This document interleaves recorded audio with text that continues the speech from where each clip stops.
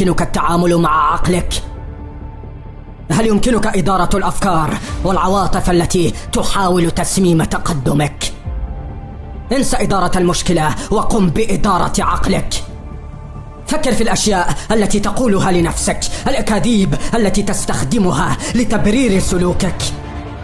ليس لدي وقت، لا أحد يدعمني، لا أملك المعدات المناسبة، أنا مشغول، أنا متعب، أنا متألم. كلها أكاذيب صريحة. الشيء الوحيد الذي يوقفك في الواقع هو عقلك، فلا يمكنك الاستمرار في تكرار نفس الأخطاء، نفس الحماقات مرارا وتكرارا وتقول هذه هي حياتي.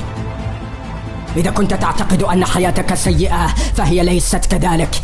السيء هو قدرتك على التعديل، قدرتك على التأقلم مع المتغيرات، قدرتك على التصحيح والتصليح. إذا كنت لا تحب المكان الذي تتواجد فيه الآن، انظر إلى ما قمت به.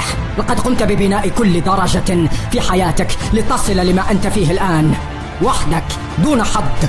سلكت الطريق السهل عدة مرات دون أن تستيقظ، دون أن تقدم كل ما لديك، دون ركض ذلك الكيلو الإضافي. تلك هي البوصات الصغيرة التي تحدد من يصل في المقدمة ومن ينسى للأبد. لكن روعة الحياة هي أن صباح كل يوم هو فرصة للتحسين، للتغيير، لبذل جهد أكبر. لن تأتي إليك الأشياء على الفور، يجب أن تستحقها، والاستحقاق يأتي من الضغط المستمر المتكرر باتساق تام.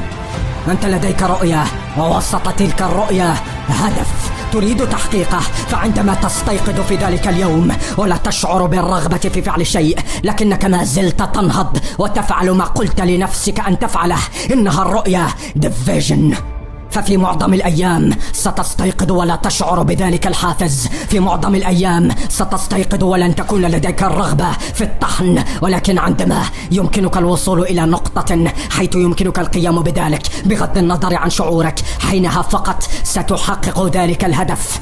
نجاحك حتمي. أحتاج منك أن تعطي فقط 101%، وأن تفعل ذلك من أجل الفخر بمن أنت. دافع عن رؤيتك، دافع عما تحتاج الوصول إليه في حياتك. هل تريد أن تعرف ما الذي يفعله من يحقق رؤيته، من ينجح؟ إنه يفعل كل ما يفترض أن يفعله ويضيف القليل. يعمل بجد ويضيف القليل. إنه يكسب ثم يكسب أكثر قليلا، إنه يدخر ثم يدخر أكثر قليلا، إنه يطحن أكثر قليلا، يتعرق أكثر قليلا، يفعل ما يجب عليه فعله وأكثر قليلا. إنه 1% الإضافي السحري. تريد أن تنجح، أن تحقق رؤيتك، عليك أن تفعل ما يفترض أن تفعله وأكثر قليلا. ولا يمكنك التوقف أبدا عند خط النهاية. لا يمكنك التحكم في الظروف، لكن يمكنك التحكم في سلوكك، في عقليتك. لديك فرصة الآن لاتخاذ القرارات الصحيحة. هل تتخذ القرارات التي تقودك لنيل تلك الشهادة، لاحتراف تلك الرياضة، لفتح ذلك البيزنس؟ أن تحلم ذلك شيء، لكن أن تستيقظ عندما تعلم أنه يجب أن تستيقظ، أن تكتب عندما لا تشعر بالرغبة في الكتابة، أن يكون لديك 100 سبب آخر لإجبار نفسك على التنفيذ، عندما يصرخ جسدك بأن تتوقف ولا يزال أمامك 5 كيلو ركض إضافي لتنهي تلك الحصة. فالتنفيذ شيء آخر تماما يا رفيق.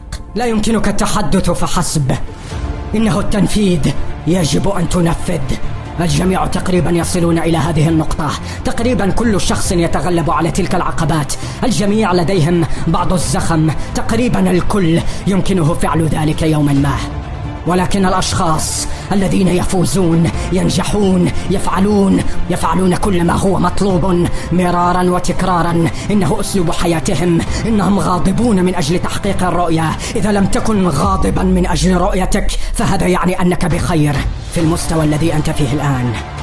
إنه وقت الهجوم دون رحمة، للضغط لتغيير العقلية، فالممارسة التكرار لن يجعلك مثاليا، لكنه حتما يجعلك أفضل. يمكنك دائما تجاوز أي شيء قمت به سابقا. ابحث عن اختراقات جديدة وسترى نفسك تتحسن مع كل تكرار، ولن تستسلم لأنك تدرك أنك لم تصل إلى هدفك، لأنك قطعت شوطا بعيدا في العملية التي استثمرت فيها الكثير. فاستمر حتى